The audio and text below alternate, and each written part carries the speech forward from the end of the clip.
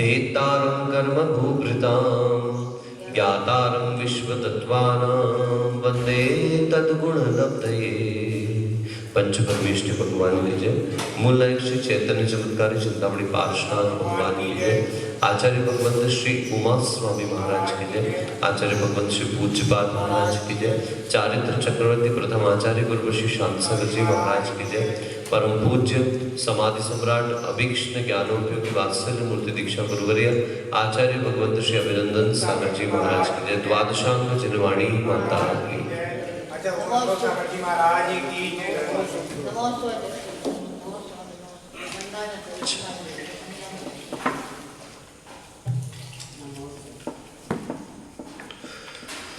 कल हम लोगों ने कल नहीं परसों मति ज्ञान, शुद्ध ज्ञान और अवधिक ज्ञान, ये तीनों ज्ञान विपरीत भी होते हैं। यद्यपि ज्ञान विपरीत नहीं होते, लेकिन मिथ्यात्व के संयोग से अपनी मान्यता उस पदार्थ के स्वरूप से विपरीत हो जाती है। पदार्थ के रूप से विपरीत नहीं होती। रूप तो जैसा सम्यक दृष्टि को दिखता है वैसा ही मिथ्या दृष्टि को दिखाई देता है। रूप तो जैसा रूप से लेकर सभी चीजें एक सी दृष्टि से देखी जाती हैं, लेकिन स्वरूप देखने की दृष्टि सम्यक दृष्टि और मिथ्या दृष्टि की परिवर्तित हो जाती है। मिथ्या दृष्टि स्वरूप की ओर दृष्टि ही नहीं करता, जबकि सम्यक दृष्टि रूप को देखता हुआ भी स्वरूप की तरफ दृष्टि अवश्य करता है। ऐसा अंतर होने पर मति ज्ञान उमति के रूप में, शुद्ध ज्ञान शुद्ध के रूप में और अवधिक ज्ञान विभंग अवधिक ज्ञान के रूप में परिणत हो जाया करता है। पुनः यद्यपि ज्ञान मिथ्यात्व रूप नहीं होते, किंतु आस्था के मिथ्या होने से ज्ञान भी मिथ्या रूप माने जाते हैं। किस प्रकार का मिथ्यात्व में होता है वो सूत्र में बताया था आपको। सत और असत में किसी प्रकार का भेद ना करता हुआ वह जिस प्रकार से कैसे जैसा भी उसके समझ में आता है उसी प्रकार का कथन, उसी प्रकार का वर्णन, उसी प्रकार का विस्तार उसका करना प्रारंभ कर देता। जैसे उन्मत्तवत कोई नशीला पदार्थ सेवन किया हुआ व्यक्ति जिस प्रकार का अर्थ करता रहता है, जिस प्रकार की क्रियाएं अनर्थ क्रियाएं करता रहता है, उसी प्रकार से वह भी करता है। उसकी टीका प्रारंभ करते हैं। सत विद्यमानम असत अविद्यमानम इत्यर्थः। सत का अर्थ है जो विद्यमान है और असत का अर्थ है जो विद्यमान नहीं है। पूर्व में भी आपको ज्ञान कराया गया था। पंचास्तिकाय ग्रंथ में स्पष्ट लिखा हुआ है सतो नास्ति विनाशः। जो सत है उसका कभी विनाश नहीं होने वाला और असत का कभी भी उत्पाद होने वाला जो नहीं है वो कभी होगा भी नहीं, और जो है उसका कभी नाश नहीं होना। मात्र परिवर्तनशील संसार में पदार्थ है और परिवर्तन ही होता रहेगा। तयोः अविशेषेण यत् दृक्षया, है ना, यद दृक्षया का मतलब जैसे रिक्षया इच्छा, जैसी उसकी इच्छा होती है उस प्रकार से उपलब्धेहि विपर्ययोः भवति, है ना। तो उन दोनों में विशेषता न करते हुए वह जैसा जी में आए वैसा ही उपलब्ध को विपर्य रूप में मानता रहता है। कदाचित रूपादि सद अपि असद अति असद इति प्रतिपद्यते। ठीक है ना। रूप आदि जो है कदाचित उनको सत होते हुए भी असत के रूप में उसका प्रतिपादन करता है। असत अपि सद इति, असत अपि सद इति, असत को भी सत रूप में कहता है। कदाचित सत सदैव, कभी सत को सत रूप ही कह देता है। असत अपि सदैव इति, असत एव इति,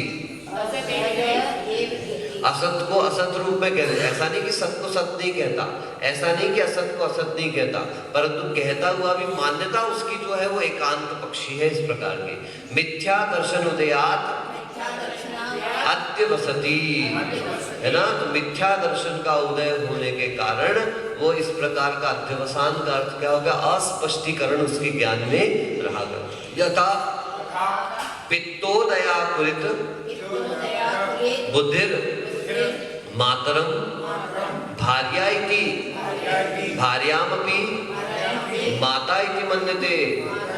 जो पित्त के उदय से आकुलित बुद्धि वाला मनुष्य है उसको माँ भी भार्या जैसी प्रतीत होती है और भार्या को भी माता मानने लगता है। वह यदृक्षया यदापि मातरम मातैव इति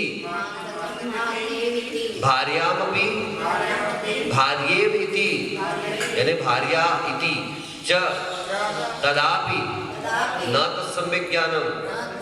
यदि अपनी इच्छा के अनुसार माता को माता और भार्या को भार्या ही मानता है तो भी वह ज्ञान सम्यक ज्ञान नहीं है। आप वीतराग भगवान के चरणों में अभी आ रहे हो, मैं जैन हूं इसलिए मुझे दर्शन करना है, तो आप सम्यक दृष्टि नहीं हो। नहीं, जैन हूं इसलिए कर रहे हो ऐसा नहीं, किंतु जिनेंद्र भगवान ही वंदना के योग्य है, इस प्रकार की सम्यक धारणा के साथ करते तो ही आप सम्यक दृष्टि है। ठीक है ना। तथा ही एवं मत्यादीनामपि रूपादिषु विपर्ययो वेदितव्यः। इस प्रकार से मति आदि जो ज्ञान है उनके द्वारा रूपादि का विपर्य जानना चाहिए। तथा ही और भी बता रहे हैं, कश्चिन मिथ्या दर्शन परिणामः आत्मनि अवस्थितो रूपादि उपलब्धौ सत्यामपि कारण विपर्यासम भेदा भेद विपर्यासम स्वरूप विपर्यासम च जनयति। है ना, कि आत्मा में स्थित जो मिथ्या दर्शन रूपी परिणाम है वो रूप आदि की उपलब्धि होने में किसी के लिए तो कारण विपर्यास उपलब्ध कराते हैं, किसी के लिए भेद अभेद विपर्यास उपलब्ध कराते हैं और किसी के लिए स्वरूप विपर्यास उपलब्ध कराते हैं। तीन बता दिया। कार्य कारण की व्यवस्था में विपर्यास है, उसका विपरीत चर्चा चिंतन। भेदाभेद का विपर्यास कि पदार्थों के प्रति भेद भेद ज्ञान जिसको अपन कहते हैं, भेद विज्ञान जिसको कहते हैं, वो ना होते हुए। और तीसरा स्वरूप विपर्यास यानी वस्तु के मूल स्वरूप को नहीं जानता हुआ उसके विपरीत कथन मान्यता रखने वाला। ऐसे मिथ्यात्व तीन प्रकार के विपर्यास उत्पन्न कराता है। नोट कर लीजिए, पॉइंट लाइन खींच लीजिए इसके नीचे। ठीक है, अभी लाइन खींच लीजिए, बाद में नोट कर लीजिएगा। मिथ्यात्व किस प्रकार की विपरीतता, विपर्यास का मतलब विपरीतता। तो मिथ्यात्व तीन प्रकार की विपर्यास उत्पन्न करता है। एक कारण विपर्यास, भेद अभेद विपर्यास और एक स्वरूप विपर्यास। अच्छे से स्मरण रखना, कभी मिथ्यात्व का प्रकरण चलता हो तो मिथ्यात्व आपको किस प्रकार के ज्ञान में विपरीतता ले आता है। तो ज्ञान में विपरीतता वो तीन प्रकार से लेके आता है। एक कारण विपर्यास, एक भेद अभेद विपर्यास और एक स्वरूप विपर्यास। और याद रखें, तत्वार सूत्र की टीका के 32वें नंबर सूत्र की टीका में आया है, पूज्यपाद महाराज जी ने लिखा है, ये प्रमाण सहित याद रखिए। नोट करें तो प्रमाण सहित नोट करें, यहाँ से अपन ने नोट किया हुआ है। ठीक है, चलिए। कारण विपर्यास तावत, अब देखो कारण विपर्यास बता रहे और अर्थ भी खोल रहे हैं पूरा। कारण का विपर्यास बताते हैं। रूपादि नाम एकम कारण कारणम अमूर्तम नित्यमिति केचित कल्पयन्ति। कोई मानते हैं रूपादि का एक कारण है जो अमूर्त और नित्य है। ठीक है, अपरे प्रतिप्यादि जाति भिन्ना परमाणुवश्च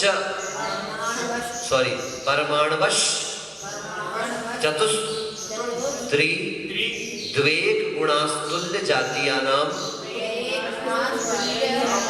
कार्याणाम आरंभका इति। कोई ऐसा मानते हैं, सुनो मैं ध्यान से सुन लेना है, रूपादिक का एक ही कारण है जो अमूर्त और नित्य है, एक। दूसरा, कोई मानते हैं पृथ्वी जाति के परमाणु तो डिफरेंट है, अलग है, और वो 4 गुण वाले हैं। कितने गुण वाले हैं? उससे नीचे जल, पृथ्वी जल तेल उससे लगा ले तो जल कायिक के 3 परमाणु जो है वो 3 गुण वाले हैं। फिर अग्नि कायिक के जाति के परमाणु अलग है, वो 2 गुण वाले हैं।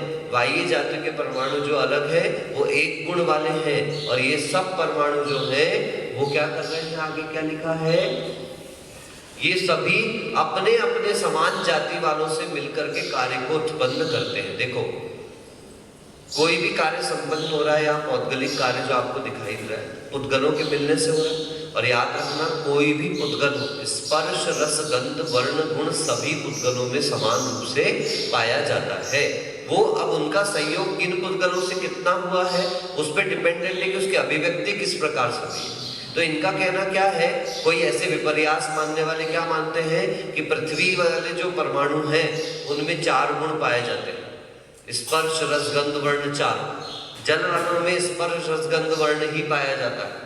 ठीक है, अग्नि में स्पर्श रस ही पाया जाता है, और अग्नि अगला क्या है, वायु जाति में तो एक स्पर्श ही पाया जाता है।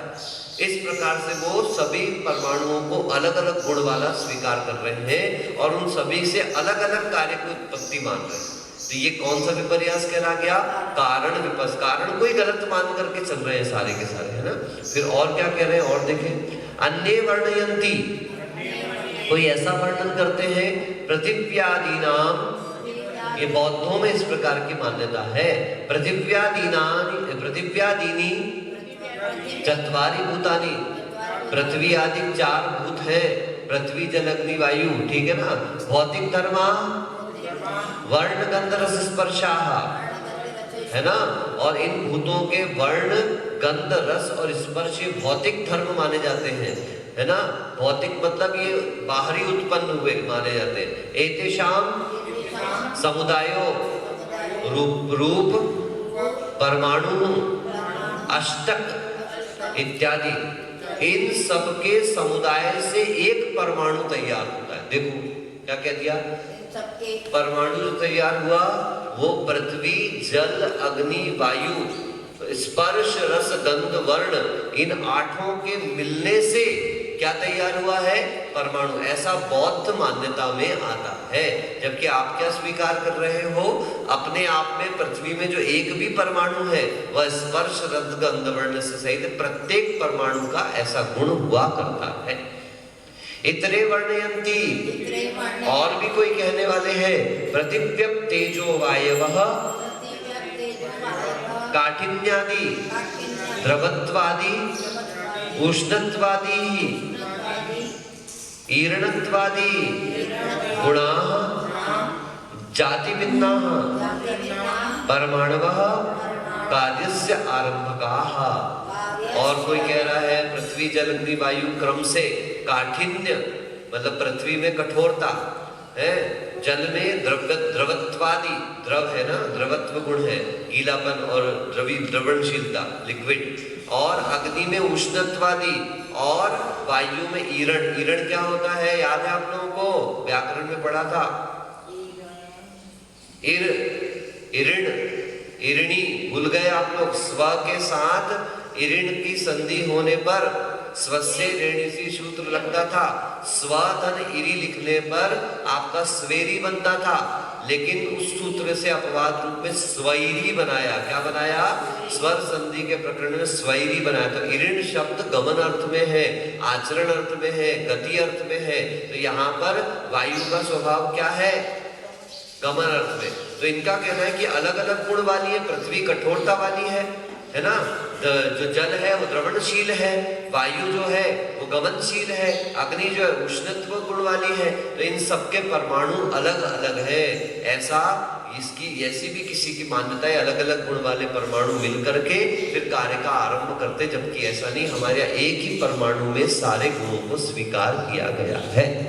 आई बात समझ में, क्या अंतर हुआ, अलग अलग गुणों वाले परमाणुओं को स्वीकार किया जा रहा है, जबकि आपका अनेकांत आगम क्या कह रहा है कि प्रत्येक परमाणु में स्पर्श रसगंध वर्ण आदि गुण समान रूप से पाए जाते हैं, उसमें कोई डिफरेंस नहीं है। ये हो गया कारण विपर्यास। अब कहते हैं भेदाभेद विपर्यास,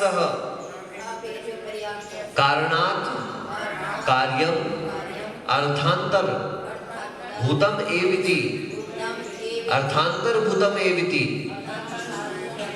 अनर्थांतर भूतम एविति च परिकल्पना। कोई कारण को कार्य से सर्वथा भिन्न मानता है और कोई कारण को कार्य से सर्वथा अभिन्न मानता है। कारण से कार्य किसी कारण से अलग भी हो सकता है और किसी कारण से अभिन्न यानी एक भी हो सकता है। कारण ही कार्य में परिणत हो सकता है और कारण कोई और हो और कार्य रूप में परिणत। जैसे मेरे कर्म का उदय मेरे परिणामों को बिगाड़ रहा है, तो कर्म के परमाणु पृथक थे और मेरे परिणाम पृथक थे, ठीक है ना। तो अलग कारण से अलग कार्य संपन्न हुआ, मेरे ही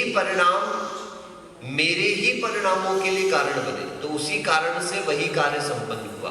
आप पृथक भूत तत्व होकर के मेरे परिणामों के विकार में कारण या साकार होने में कारण बने, ये विपरीत अलग कारण से अलग कार्य का संबंध होना है। तो कारण से कार्य भिन्न भी हो सकता है और कारण से कार्य अभिन्न भी हो सकता है। इस प्रकार से ये सम्यक तत्व है। किंतु कोई ऐसा मानता है कारण से कार्य बिल्कुल अलग ही होता है, ठीक है। दूसरा कोई ऐसा मानता है कि कारण से कार्य भिन्न नहीं होता बिल्कुल, ये एक ही पक्ष को मान करके चल रहा है। ये कहलाता है आपका क्या, भेद अभेद विपर्यास। स्वरूप विपर्यासो रूपादयो निर्विकल्पा संति न संति वा। कोई स्वरूप विपर्यास जैसे रूपादिक निर्विकल्प है या रूपादिक है भी कि नहीं है, ठीक है ना, या फिर रूपादिक के आकार रूप से परिणत हुआ जो विज्ञान है, जो ज्ञान है, उसके आलंबन भूत और कोई पदार्थ नहीं है, इस प्रकार का कोई मान करके चल रहा है, उसको कहते हैं तदाकार परिणतम विज्ञानमेव। उसके आकार से परिणत हुआ ही विज्ञान है। न च तदालंबनम वस्तु बाह्यमिति, और उस रूप आदि के आलंबन को लिए बिना, उसके बिना कोई दूसरा पदार्थ संसार में है ही। मतलब जो है, एक कठिन शब्द लिख रहे हैं, सरल इतना है कि रूप से पृथक कोई पदार्थ है ही नहीं, ऐसा मत। जो रूप दिख रहा है वही पदार्थ है, उसके अलावा कोई दूसरा पदार्थ नहीं है। एवं अन्यानपि परिकल्पना भेदान दृष्टिष्ट विरुद्धान मिथ्या दर्शनोदयात परिकल्पयन्ति तत्र च श्रद्धानम उत्पादयन्ति। इस प्रकार से अन्य अन्य परिकल्पनाओं के बेस से दृष्ट और इष्ट का विरोध रखते हुए विद्या दर्शन के उदय से विभिन्न प्रकार की परिकल्पनाएं करके उससे श्रद्धान को उत्पन्न करते हैं। ततः तत् मतीय ज्ञानम श्रुत ज्ञानम विभंग ज्ञानम च भवति, है ना। उसके कारण जो है मतीय ज्ञान, श्रुत ज्ञान और विभंग ज्ञान यानी विभंग अवधि ज्ञान हुआ करता है। सम्यक दर्शनम पुनः तत्वार्थादिगमे श्रद्धानम उत्पादयति। सम्यक दर्शन के द्वारा तत्वार्थ के अधिगम से श्रद्धान का उत्पादन हुआ करता है, सम्यक तत्व के अधिगम से। ततः तत् मति ज्ञानम शुद्ध ज्ञानम अवधि ज्ञानम च भक्ति।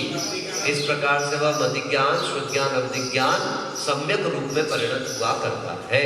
आह प्रमाणम विप्रकारम परिणतम। हम प्रश्न पूछ रहे हैं कि आपने पहले तो दो प्रकार के प्रमाण बता दिए थे। प्रमाणेक एक देशाश्च नयाः। एक देश प्रमाण को प्रस्तुत करने वाला जो है वो क्या, प्रमाण के एक देश को प्रस्तुत करने वाला क्या कहलाया, नए कहलाता है। तदनंतरः उद्देश्य भाजो निर्देष्टव्या इत्यतः आह। अब उसके अनंतर ये प्रमाण का पूरा कथन तो हमने कंप्लीट किया। उसके अनंतर अब जो उद्देश्य हमारा है वह क्या है, नए का प्रस्तुतिकरण करना। तो इस अंतिम सूत्र के माध्यम से हम नए का प्रस्तुतिकरण करते हैं, थोड़ा सा देख लेते हैं। नैगम संग्रह व्यवहार रज सूत्र शब्द समविरूढ़ैवं भूतानयाः। नैगम संग्रह व्यवहार रज सूत्र शब्द समविरूढ़ैवं भूतानयाः।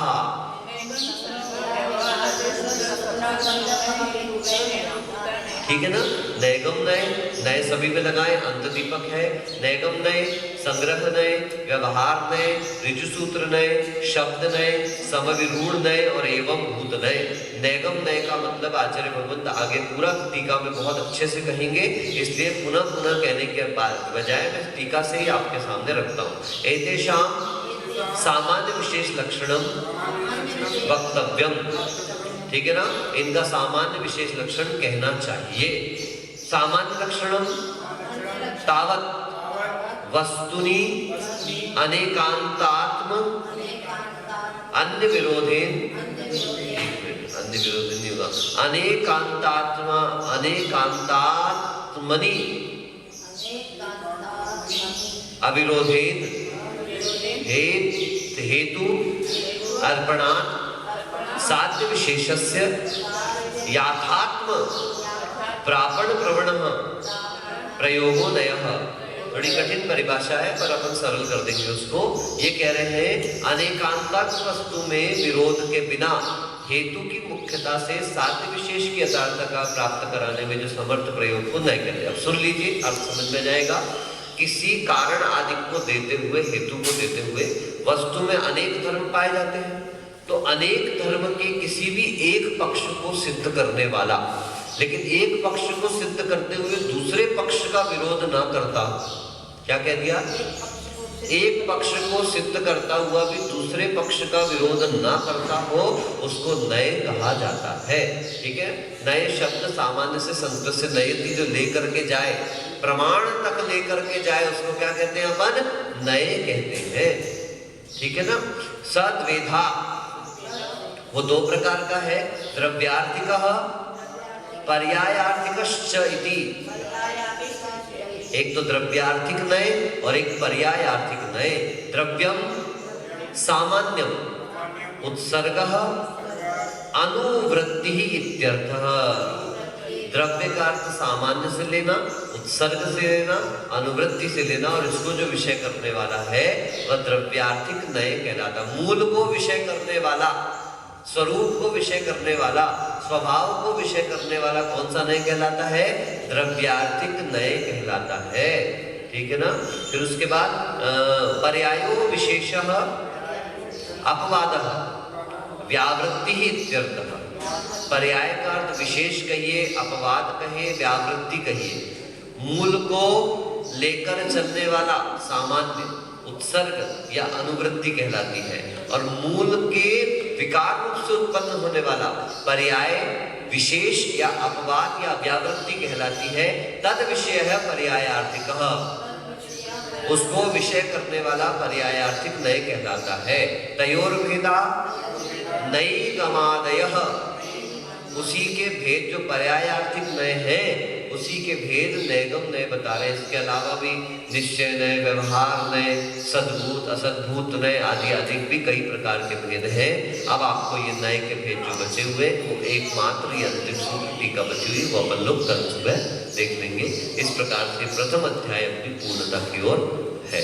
ठीक है, कल अपन नयों का लक्षण टीका के माध्यम से अपन देखेंगे। नमोस्तुत स्वाध्याय निष्ठापन क्रियायाम पूर्वाचारण क्रमेण सकल कर्मक्षयार्थम भावपूर्ण वंदनास्तव स्मितम श्री श्रुत भक्ति काय उत्सर्गम करोमि।